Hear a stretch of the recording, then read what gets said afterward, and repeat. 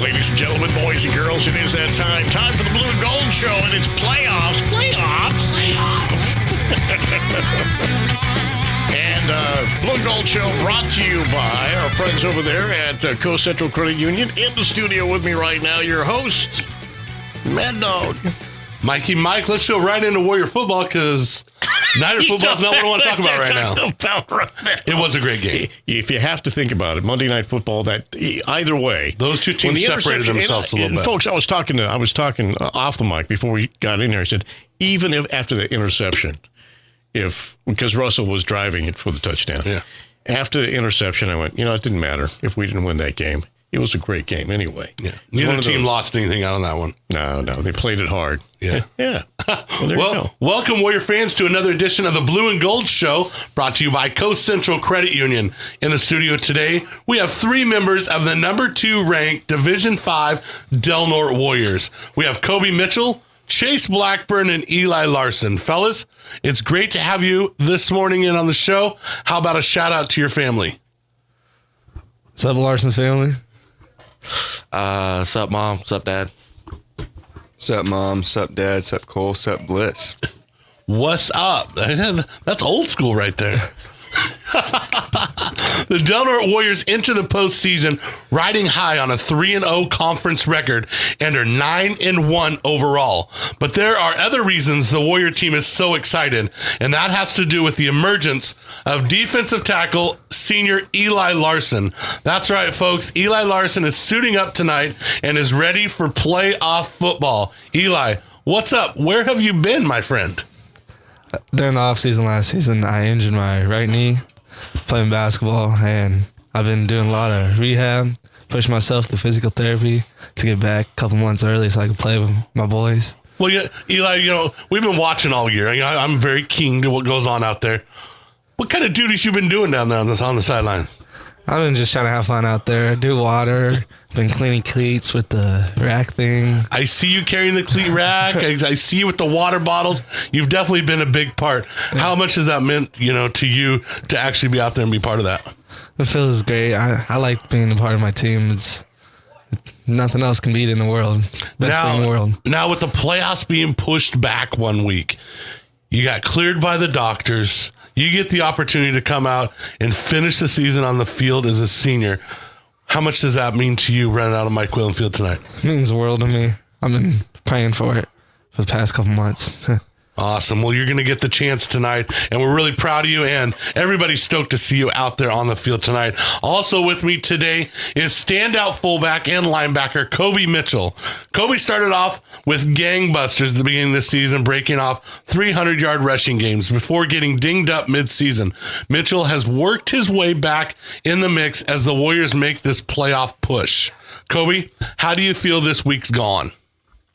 It's been good. My injuries are almost past me now, and I'm ready to jump back 100%, I feel like. And yeah. Well, how important is it, especially with your injuries, playing the position you play on defense and then playing fullback? How hard was it for you to sustain through a whole game? It was hard, but I had Kai. He came back off of injuries, and he was able to take my position and do it better than me. Well, so. not better than you in a lot of ways, but in a lot of ways, it was like almost a moment of destiny because you kind of got dinged up and Kai came back almost the next week, didn't he? Yeah. So it was kind of perfect timing. It was perfect timing. Did you tell him better not let me down? Yeah, I definitely did. Well, and by the way, folks, Kobe Mitchell talking about being back to his old ways. He rushed for 160 yards and 4 touchdowns 2 weeks ago against the Loggers. Oh, yeah. You thought those two have special stories. Let's talk to our next guest. Chase Blackburn, wow. Last week against the Loggers, Chase went crazy. 10 rushes, 255 yards, and a touchdown. I have watched a lot of Del Norte football, and this was one of the greatest performances I have seen. Chase, what are your thoughts on the game last week? Man, it was unbelievable. Like, there was no other feeling in the world. It just laid out perfectly. It was senior night, final game of the regular season, going up against the Eureka Loggers, who are our rivals. And just to pull off a performance like that was just amazing. But, you know, a game like that for a running back wouldn't happen without my O-line. You know, shout out to my whole entire O-line and my fullback and my other wing back and my receiver. You were not leaving anybody out. Nah, I ain't leaving anyone out. I tell you what, when it comes to, was there special preparation getting ready for the Loggers, or is it just a rivalry game that you guys were just pumped up for? It was just, you know, we're going in with the mentality, like, you know, we got to put these guys out of the season. We got to take them out of the playoffs. And, you know, they whipped on us last year, so it's payback. Well, that covers a lot of the pride thing and passion when it comes to the game. Last but not least, senior night emotionally on Mike Whalen Field for you. How cool is that to have that kind of game? It was just unbelievable. You know, just being on our home field, that when I was little, I'd always look up to all the Del Norte high school players, and now I'm one of those. I'm one of those guys. What Dad have to say after the game? Was he pretty stoked? He was pretty stoked, but, you know, after watching game film and, like, you know, just seeing a few things here and there, he said I could have done a little bit better, because there's always room to get better. There's always room to get better, Chase. Very good. Well, awesome. Well, we're going to take a quick break, and when we come back, we're going to discuss tonight's game after these messages from our sponsor.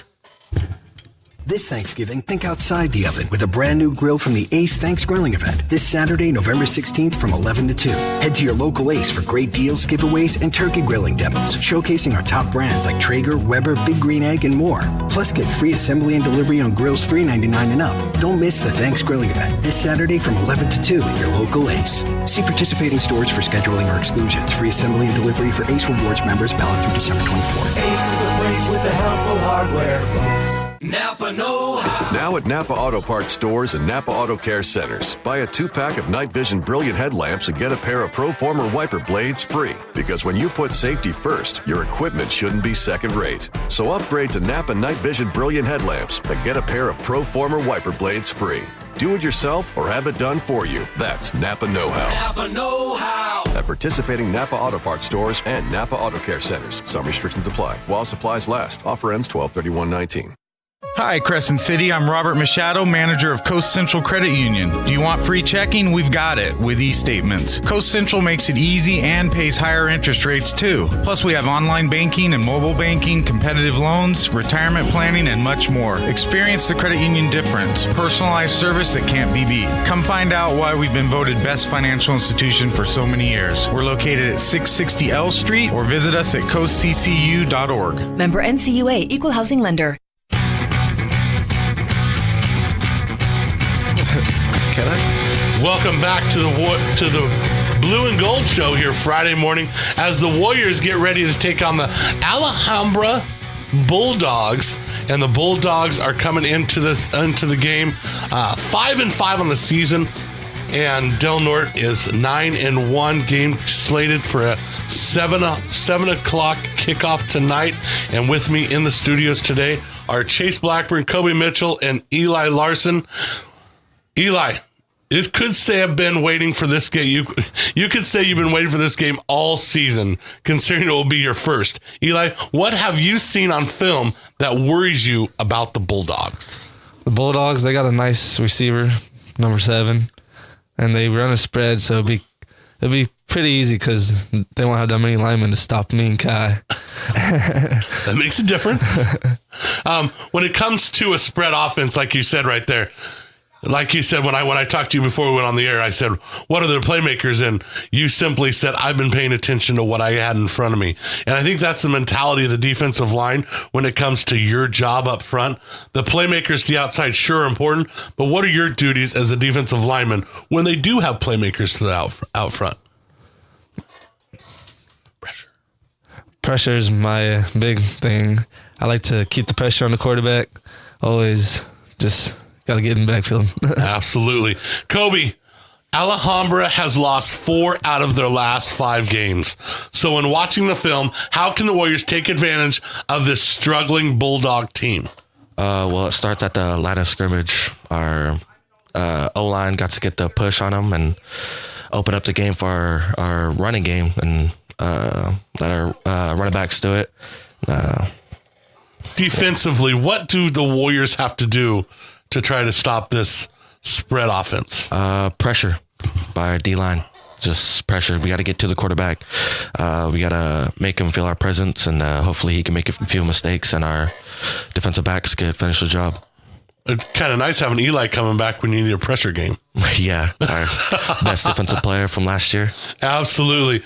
Last but not least, Chase, let's wrap this up. The Warriors are at Mike Whalen Field facing a Bulldog team that's kind of slipping a bit. What do the Warriors have to do to get the win tonight? You know, we just got all the positions on the field. We got to just do our jobs correctly. If we can do that, we can shut down their top player, number 7, who's their receiver, the defensive backs and the outside backers. If we can shut him down and we can get our D-line into the backfield, we'll be able to shut these guys out. Real big game for the Warriors in the aspect. It's the 2-7 matchup. You're at home. Have the opportunity. We talked about it while we're off the air. Your toughest competitor yet this year was Moreau Catholic, and they're sitting in that spot where you could have the opportunity to have them back up here next week if you can get the win tonight. How big is playing at home in the playoffs? It's amazing. You know, it just brings a whole different kind of, you know, vibe to the Del Norte football, because, you know, you have all of the people, you know, everyone, you know, they all come to watch you play, and, you know, you're supporting your town and you're representing your school, and it's just a great thing. As Del Norte has a chance at the number 2 seed to make a run at the section title. Fortuna slips in to the playoffs, also in Division 5, with a win against St. Bernard's in the final game of the season. They finished second in the Big Four with a 2-1 record. They will hit the road to the number 1 seed, Encinal Jets, which defensively has been unstoppable when it comes to play. What kind of odds you give Fortuna heading down to Encinal this weekend, Chase? It can go either way, because, you know, Fortuna is Fortuna. You never know what they're going to do. You know, they can maybe pull something big off, and, you know, but, I mean, I've watched film on Encinal, and these guys are pretty good, so, you know, but we'll be ready. It's going to be a tough road for Fortuna, but you're looking at the 2-time defending section championship Fortuna Huskies that have won 10 straight North Coast section games. So they're not going to be an easy out by any means when you look at them. St. Bernard's ends up with the number 2 seed in North Coast section Division 6 play. They'll be at home on Saturday, along with Ferndale will be playing at home also on Saturday. They're in Division 7. So the HDN has a chance with 3 2 seeds in the bottom 3 brackets to get 3 section championships. And it kind of shows what kind of season it's been up here in the HDN, how we've gotten a lot of respect. Chase, final thoughts on tonight's game. What are the keys to the Warriors to make sure they get that win tonight and not get upset up here at home? Just play Warrior football. And, you know, we got to, you know, not get a lot of turnovers, and penalties is a big problem too. We need to slow down, you know, don't get a bunch of penalties, and yeah, we'll be able to pull it off. I'm very confident in our line. Awesome. 5-5 Alhambra Bulldogs on their way up to Mike Whalen Field tonight. It's going to be a great game, Mikey. 7 o'clock game time. We're going to be on the air a half hour early tonight, 6:30, as we kind of break down the North Coast sections a little bit, let you know how the other HDN teams are matching up with their games tonight, and we're going to talk a little bit about these Warriors, these seniors, and what Del Norte has to do to win tonight. So we'll be on the air, me and JP, be on the air at 6:30 tonight. Kickoff slated once again for 7 o'clock, not 7:30, so don't be late. Fill those stands, and there's going to be a bunch of food down there too. Mikey, last week we had egg rolls, Indian tacos, cheeseburgers, doughboys. Yeah, you need to come down. Get it all. Get your feedback on, man. Go Warriors. Go Warriors. Let's get it, boys. All right, guys. Let's get it, boys. Toby Keith, Miranda Lambert, Brad Paisley. Hey, y'all, it's Thomas Shred. Hi, folks, this is Keith Eben. Hey, it's Luke Bryan. KPOD FM Crescent City, your St. Jude radio station.